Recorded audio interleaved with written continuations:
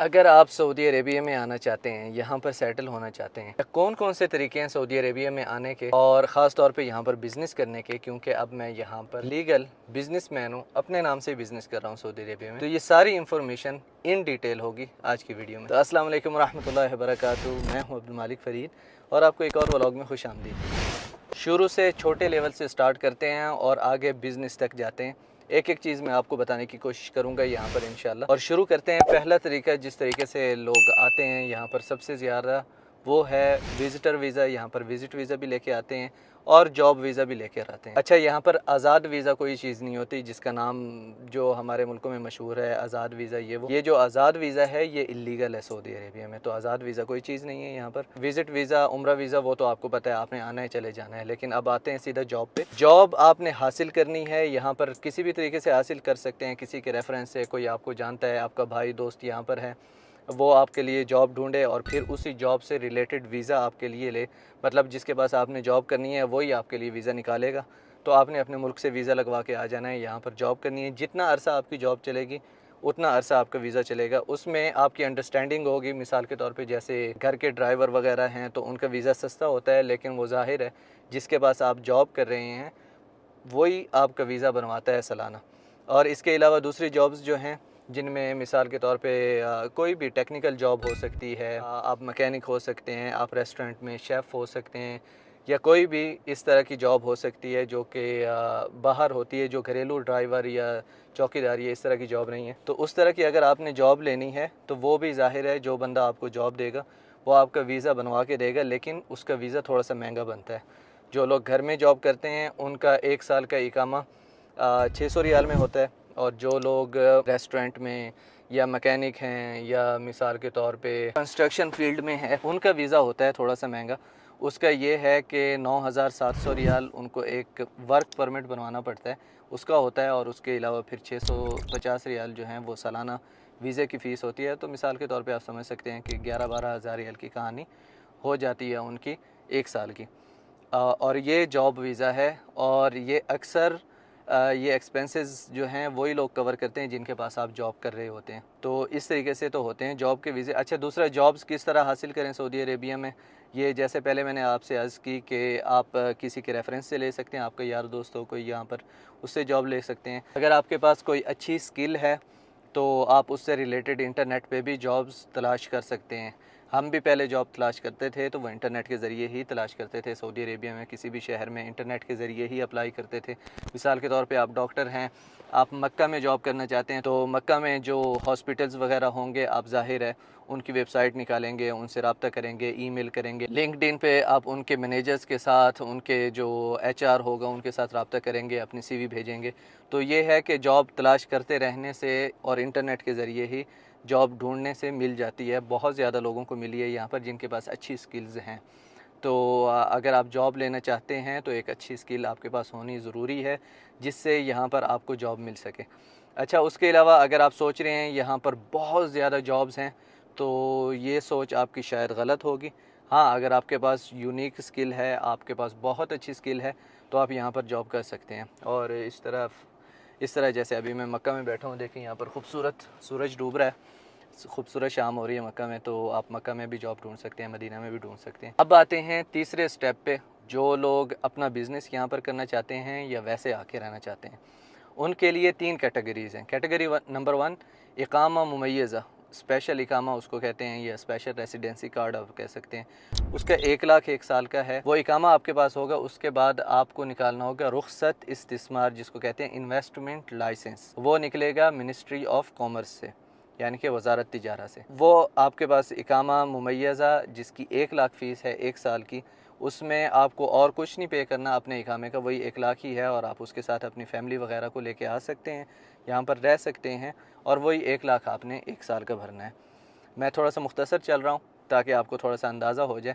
उसके बाद जब आप इन्वेस्टमेंट लाइसेंस लेंगे उसकी अलग फ़ीस है, वो थोड़ी देर बाद मैं आपको बताता हूँ। नंबर 2 पे जो है वो है इकामा दायमा, इकामा फॉरएवर कह सकते हैं, या रेसिडेंसी कार्ड फॉरएवर। उसका 8 लाख रियाल है। आप 8 लाख रियाल यहाँ पर पे करें, आप कहीं भी जॉब कर सकते हैं, आप बिल्कुल सऊदी की तरह हो जाएंगे, आप हमेशा यहाँ पर रह सकते हैं। 8 लाख रियाल एक बार पे करने के बाद आप यहाँ पर हमेशा रह सकते हैं सऊदी अरेबिया में। ज़मीन वगैरह ले सकते हैं मक्का मदीना के अलावा। मक्का मदीना में आप 99 ईयर्स के लिए लीज़ पे ले सकते हैं ज़मीन वगैरह, तो ये सिलसिला होगा। मक्का के बाहर आप ख़रीद सकते हैं अपने नाम से ज़मीन। और अगर फिर आपने बिज़नेस करना है तो ज़ाहिर है आपको इन्वेस्टमेंट लाइसेंस चाहिए होगा। ये हो गया 2 तरह के। अब है तीसरी तरह का, वो है इन्वेस्टमेंट वीज़ा, जो कि इस टाइम पे मेरे पास भी है। तो इस तरह होता है कि आपका किसी भी बाहर के मुल्क में आपकी कंपनी होनी चाहिए, उस कंपनी को आपने यहाँ पर रजिस्टर करवाना है, मतलब उसी कंपनी का यहाँ की कंपनी के साथ लिंक हो जाएगा। लाजमी बाहर कंपनी होनी चाहिए और उसमें भी आपके पास 3 कैटेगरीज़ हैं। Category number 1 trading, category number 2 services, category number 3 industrial. ये 3 तरह के लाइसेंस यहाँ पर देते हैं और उसमें से मेरे पास जो है वो सर्विस बेस्ड लाइसेंस है।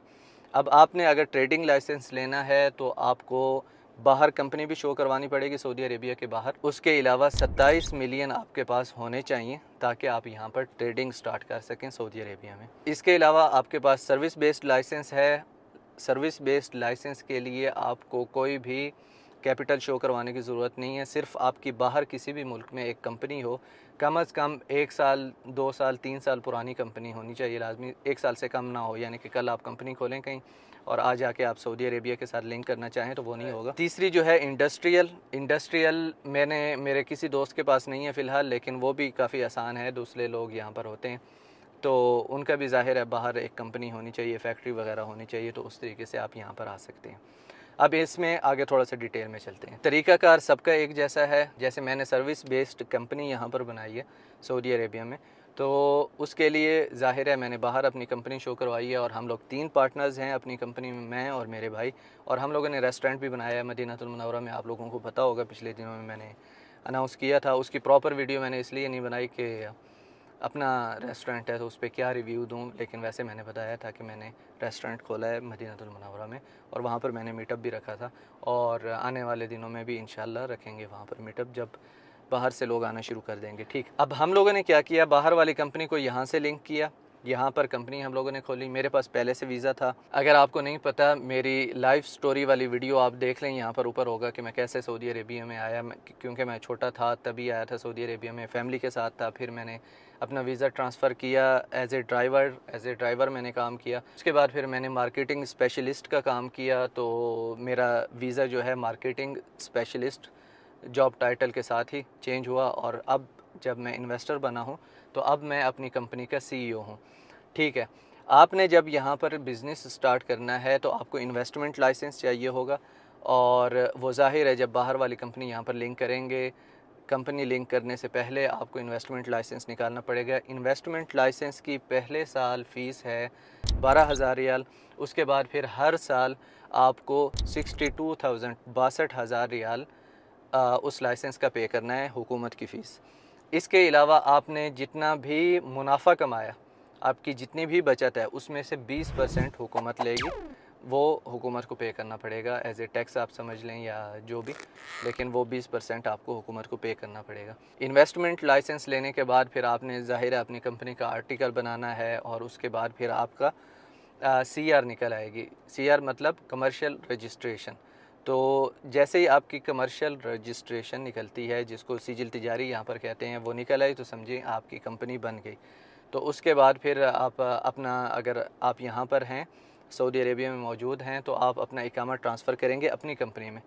आप कंपनी के मालिक भी होंगे और कंपनी में एज ए एम्प्लॉई आप अपना इकामा ट्रांसफ़र करेंगे। फिर कंपनी के जितने भी मामलात होंगे आप चला रहे होंगे। जैसे हमारी कंपनी का मैं CEO हूँ, तो हर चीज़ पूरा कंट्रोल मेरी कंपनी का मेरे पास है।